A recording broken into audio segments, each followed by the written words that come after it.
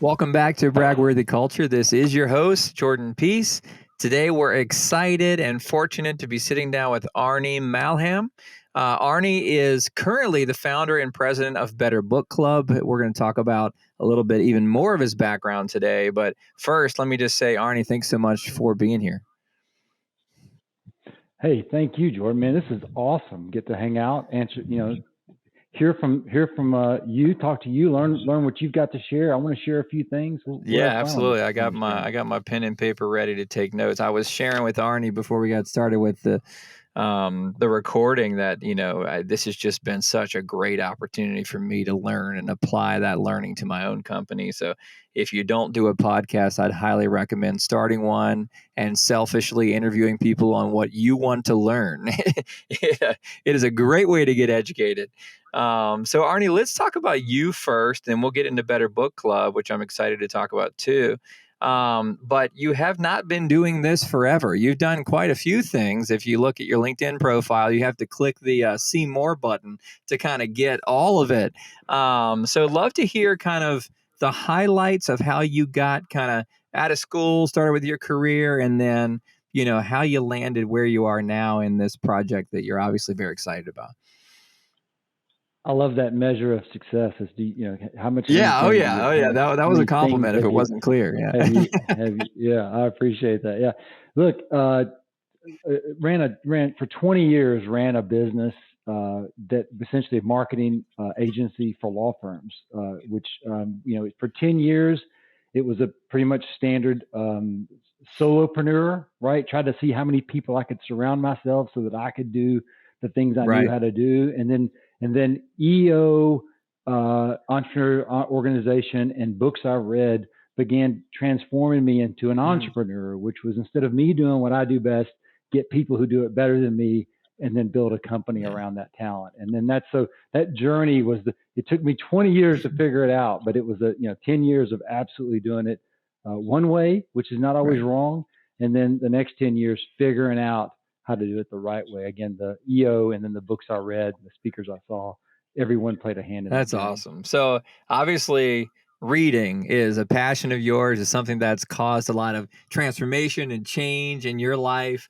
And that's, I don't want to speak for you, but I know that is some of, if not all of, the motivation around building Better Book Club. But maybe talk about, you mentioned before we started recording that Better Book Club is essentially coming from an exercise that you all did with your previous company that you've now sold. And it was part of how your learning and development strategy worked with that company. And then you went and turned it into its own product, which is just a perfect way to go about building something, because you already know it's useful in the world. But why don't you tell us a little bit of that story? Yeah. Sometimes you're a little biased. Yeah. Sometimes you're a little biased towards the things we create, but right now I'm having fun with it. So it's working out great. So much like so many entrepreneurs out there, we discover reading, right? And at some point, whether it's early in your career, late in your career, a book changes your life and you start moving in a different direction. And I got so much for reading, like many entrepreneurs. I wanted that gift for others in my company. So I did what everyone does. I'd read a book and I'd love it, and I'd go buy 20 copies and I'd pass them out and I'd tell everyone to read them. No one wanted to read the books I read, nor do they want to read the books you read. Your last book is not their next book, but we all think it is. And so that, I attempted what everyone's, just the biggest myth in business is that everyone wants to read what you want to read. It's not true.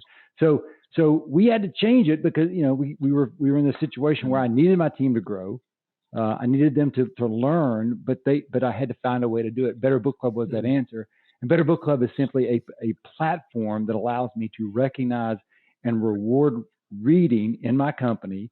Doesn't matter what they read, as long as it makes them a better human, a better spouse, a better parent, better with their finances, have better, less anxiety, be healthier, much less marketing strategy, hiring, management, all the things that you think of sort of traditionally in learning and growing. And so we decided we're not going to tell them what to read. We're just going to reward them and recognize them when they do. And lo and behold, we start to form a habit. We start to recognize them. We start to reward them. We start to do it publicly in the company. The application keeps up with it all. And we got more books and brains than we ever got the old-fashioned way.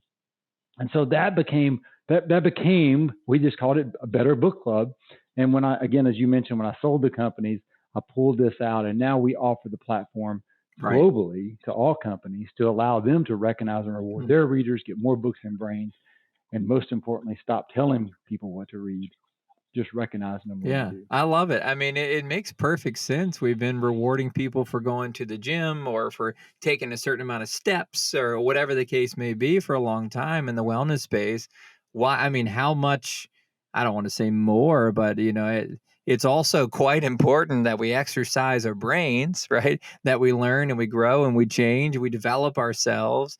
Especially in light of all the mental health crisis that's been happening. I mean, to really keep our brains active and not just lost in the television, I think is of utmost importance. So it makes all the sense in the world. Since you've transitioned out of this being kind of your own internal strategy within your organization and now offering it to the world, what has necessarily changed about the offering? What did you have to sort of fill out, so to speak, to make it a real product offering and something that folks would pay for,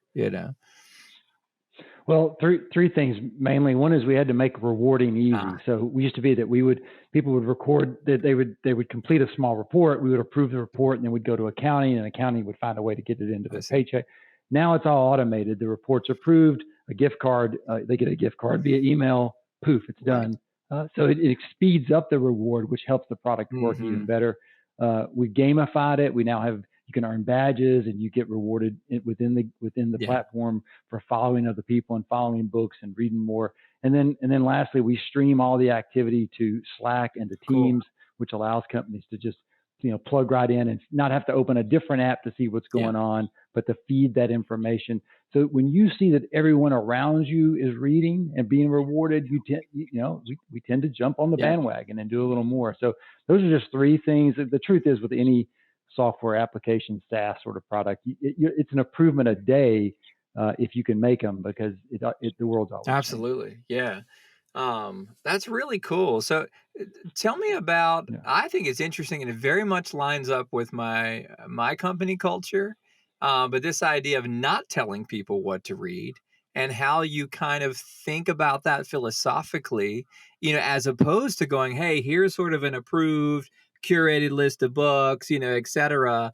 But it sounds like you leave it pretty wide open. And I think that's not unintentional, right? That there's a thought process behind that. I'd love to hear the philosophy. Well, I'm going to attack it from a couple of different angles. One is which this works better. Like we tried to get people to read the way that is traditionally thought of, and it just didn't work. And it actually created resentment, because when you hand out 20 books, a third of the people read it because they're going to do whatever you say. A third don't, because they're not going to do whatever you say. And a third of them skim it, and everyone gets mad at everybody because everyone's kind of cheating a little bit, or brown nose, or whatever you want to call it. And so anyway, it just worked better. Number two is that I love talking about what I read. Like I could start talking now about the last 3 or 4 books, and I can talk and talk. It's interesting, but what you would find more interesting is if I ask you what you read. Like you would be actually more interested in telling me what you read than me telling you what I read. And that's the same, that's a universal truth. And so this tool just gives people the ability to tell the people around them about what they read, and hear less about the droning on about you read. And then thirdly is that think about the first few books you read that made a difference in your life, that you chose to read, and it changed the course of your life. And ultimately, as a leader in my company, we have 225 people of all different socioeconomic backgrounds. When the first few books we can get someone to read, and then when you see that change and it reminds you of your change, it makes it all worth it. And so it just goes back to, it works for those who just start reading. It works for those that read a lot, because it gives them a place to show the world what they're reading. It's worked. It's the most efficient and economical way we've done to grow our people. And we compare it to sending someone to a conference, and the money we spend on flights and hotels and their time away and the bar tab and all the things they forget when they come back. And instead of $2,700, or what used to be, it's probably $4,700 now, it's $100 to read Good to Great. Yeah. Right. Yeah. I mean, what a difference that makes. And in a remote world, which is kind of, more or less where we're headed or where we've landed, not exclusively, but certainly a far more remote than it was. The idea of sending people to a conference and I mean, we still do it, It's but I mean, getting there are effective ways to learn that don't involve that uh, plane ticket and that hotel stay and all of that stuff as well. and it's all in, like, I think there's a Right. balance. Like, we're going to find a balance in the workplace. We're going to find a balance with growth and learning. We're going to find a balance in how we incentivize our people to Right. grow and do things. And so it's just part of that. I'm not saying never go Right. to a conference. I'm not saying that you should only read and not interact with Sure. other people. But I'll take six Right. books a year and a nice conference. The other truth, Jordan, is that most people, like, I go 6 books a year, and you go, well, I read 12 books a year, and other people read 18 books a year. Most of our teams aren't reading two Right. books a year. Like it's just Yeah. not happening. And so if the it's the you're the Super Bowl, you are the world's greatest company if your company is averaging individually, if they're averaging a book a Yeah. quarter. You're the Right. world champion. Like, no one's doing that. And so everyone Right. thinks they are. Oh, we read a book a quarter. You're not reading a book a quarter, company Yeah. wide, right? And so instead of telling people what to read, let them choose, let them Mhm. develop the habit, recognize and reward them. By the way, we're not the Yeah. content. We're just an Right. application. That you got to buy into this sort of world of abundance thinking to get along with it. If you're thinking, hey, my people, how would I know they actually Uh-huh. read the book? You probably have other Yes. problems, right? if that's your, like, is someone going to take advantage? Absolutely. Of course they are. Absolutely. Yeah. But the vast Right. majority, guidelines for the many, forget the Yeah. rules for the few, and just Yeah, move people forward. exactly. And speaking of that remote workplace and all of that, companies have tried the Big Brother thing, and let me look over your shoulder and take screenshots of your workstation and all this. It's like that doesn't work, that type of like negative Yeah. motivation that is not going to keep people, is not going to make them excited to work for you. So I agree. It's very much I, there's a trust Jordan, and a culture you need to build around, doing the right things yeah. and having integrity, and that over the course of time that picks up speed and that becomes more intrinsic and more native to each company. And And more fun for the yeah, entrepreneur or the manager or right, the leader. It's way more fun to lead from a feeling of right. abundance and trust than it is from, deceit and Yes. challenge. It's just more Yeah. fun. And for 10 years, I ran my company like a tyrant Mm, boss would. Like, I learned from the best, and I implored all that, and it wasn't fun at right. all. It became fun the second half of Mm, my journey when I started to learn from the true yeah, I legends love in the that. field. I'm curious about the motivation. So you talked about building a habit. And so obviously when the habit is formed. But getting from day one to the habit formation, I'm curious just any data or just any observations that you've made about organizations.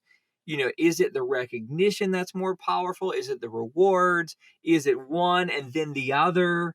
Kind of, chronologically. Just curious how that shakes out. Yeah. Great, Yeah. great question. Number one, culture reflects Mhm. leadership, right? What leadership does, not what they say, but what leadership does, typically the company Right. will follow. And so if the leaders aren't participating, if they're not showing you their bookshelf, if they're not checking in on the program, if they're not recognizing you personally when they see the notifications of Right. books read, that's a huge part of it.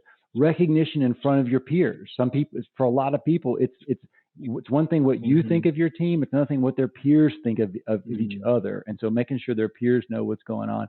And then the reward is nice. The reward is actually the least Okay. important thing, but it's also an important piece of Right. the puzzle. So because that it's in the we had to learn the quickness of Right. that reward, how soon we get that reward to them after finishing the book, get them started on the next book. Like, we got to get that thing going. It's never punishment not to read. It's never punishment to miss Right. a quarter or two with your reading schedule, but it's always rewarded and recognition when you do.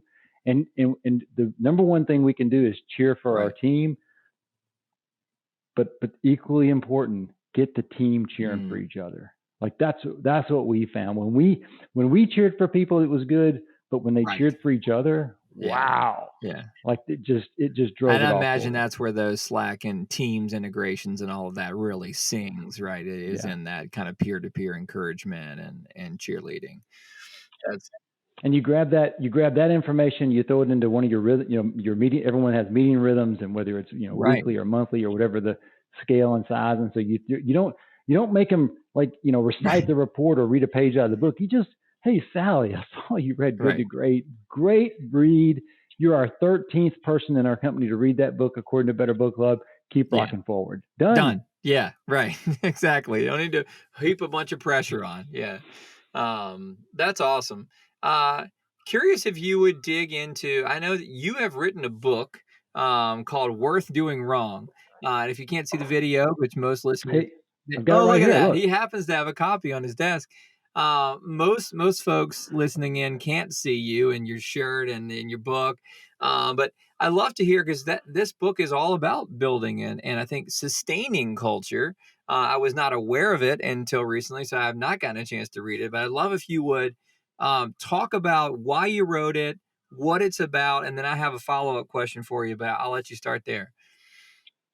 Yeah. So my ad agency, again, we worked with, we were in Nashville, Tennessee. We are an ad agency that exclusively served injury lawyers. And I know that people can't see me and I can't see them, but I just saw their faces cringe a little bit. And so imagine building an agency, and we were like, the agency was about 70 people. We're doing $50, $60 million a year. We're promoting personal injury brands.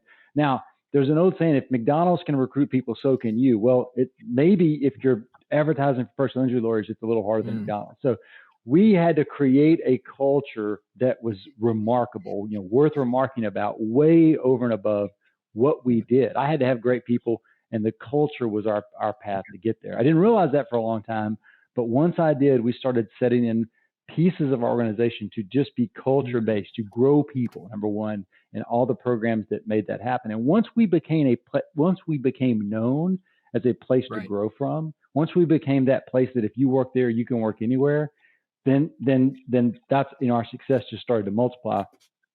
Worth Doing Wrong is a book about all the things we did really poorly and then turned into something we did really, really well. And it takes you through program after program. It takes you through our orientation checklist, how we onboarded people. It takes you through our Better Book Club and how it all came to be. It takes you through our monthly morale survey and how we ask our people what can make this a better workplace every month. And we're transparent about the scores. It takes you through our camel culture concepts and what made us unique and great, how we rewarded tenure, how we supported families, and just walks you through. Basically, just so you know, it's all R&D. It's all ripped off and duplicated. It's all the things that we learned over the years and just put into place. And so, a client told me one time, hey, the difference in me and you is that I know about all this stuff, but you actually implement the stuff. And so this book takes you through how we did it, and more importantly, how you can do it. That's awesome. I'm going to go back to a couple of things. But first, I wanted to ask this just because it's such a relevant topic. I was just interviewing a guy who his entire company is about helping you recruit remotely, recruit around the world. I mean, they're serving like 170 countries, and it's about getting engineers in from Brazil to your Silicon Valley company and all this stuff. Very different than what I do. But also very, very interesting in terms of the way things are, where things are headed. If I read right, your book came out in like 2016. Is that right?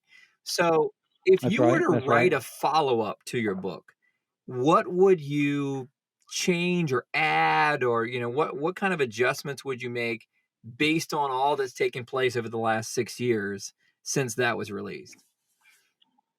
Yeah, it on one hand, nothing. Like the how we build checklists for programs, how we put champions in place to run those programs, how we give them permission to fail. Like we give ourselves permission to fail, but we don't give our people enough permission to fail. So much of that stuff is still just basic blocking and tackling. But the fact that we had I like to say, if you can't give a tour, you might not have a culture. Well, what's a tour now? Like we used to have an actual tour through our building. We had stations of the camel, and you would stop and you would explain this. Well, so let's do that virtually now. And what does that look like? And how do we create assets that service in a digital world way better than they do in a physical world? And so we're sort of getting towards that metaverse thing. how being able to do meeting rhythms face to face are very different than on Zoom. But we have to be creative in that. So how do we create creative Zoom meetings? How do we learn as much about people in their personal life through Zoom as we might face to face? And so all these little adaptations that I've seen great friends of mine make in their business to this concept, but it all rolls back to every program you have needs a champion, which is not you, right? It's hopefully not someone on your leadership team. The further we can push the champion role down into the organization, the more likely it is to be effective, and for those champions to them support each other. Number two, it needs a checklist. It needs an actual document, electronic or otherwise, hopefully, that can be adapted as the champion learns and grows the program. That champion needs permission to fail. And then there needs to be a place to house all these programs. We called ours camel culture. Everything we did within our company fit in our camel culture. So what's the name of your culture? Do you have a mascot of sort that you can celebrate? And then can you take every program you do and put it in the program, put it in the overall umbrella, so that you don't wake up 3 years from now and say, I thought we used to do this. And well, now you get to go, well, does it have a champion? Does it have a checklist? Is it in our culture? Are we measuring the success of it through KPIs and surveys? Do we understand what's going on? So all that sort of how to set up the program for sustainability and growth is very different from I came back from my conference or I read a book and this is what I want to do and check back on it in 3 months. I'm taking notes over here. If you hear my Sharpie going in the microphone, I'm taking good notes. I love that. One of the things, I think the thing that I've never thought of is that number 4 is like, how does it all tie together? What do you call it? Like the overarching sort of programmatic side of your culture. Does it have a name? Does it have a mascot? Does it have a, like a really simplistic way to just reference it, talk about it, camel culture, like like that's super helpful, very palatable, I think for any level of the organization to have something to reference like that. I'm curious, what I normally ask at this point in the interview is, how did you go from like a founder only type of company where there was no culture to creating a culture? What's interesting about your journey, at least a part of it that you shared, is that it seems like you didn't really wise up right away to the importance of culture. So you had to do something a little different. You grew, and then you had to go, okay, we need to totally transform the way that we treat our people, how we think about culture, its importance, champions, all of this stuff. So you had to kind of, I don't know I don't want to put this too strongly, but like eat a little humble pie, right? And kind of go, okay, we need to make a change here. How did you go about doing that? What was the response? And like, what was the first step? Was it to get on a company meeting and just go, hey, I messed up? Like, how did you even, not to bring up painful moments of your life, but I'd love to hear how you did that. Yeah. Well, I look, some of the most regrettable moments of my business life are how I behaved in the early years of my business. The how I treated people, what I thought was important. But again, we work someplace. We are trained by people who don't know what they're doing. We become people that don't know what we're doing. We have to find the right mentors and leaders. And then fast forward to the business. To own the business was painful. Like I felt trapped. I felt like I was the only person who could get things done. I was that person no one wants to become. And I was we were decent size. We were having a conference. We had our clients in town. You may know John DeJulius from Cleveland, customer service guru. He was in town. We had him as a speaker. Cool. He was talking to our clients about how to create great customer service for their law firms. And something he said about a culture of customer service, he said, the first time I recognizably heard these words, culture reflects leadership. And I was only half paying attention at the time, but it hit me so hard as I was sitting there thinking about the culture that I had. And I realized it was my fault. Like in that moment, like it wasn't my clients, it wasn't my people, it wasn't the competition, it wasn't the economy, it was me. And it's true of every company. Every company has the culture they deserve. You know this, you preach this. culture reflects leadership. And if leadership can't change, neither can the culture. And so that was the aha moment. And then it became, as Susan Scott likes to say in her book, gradually and then all of a sudden. It became one thing at a time.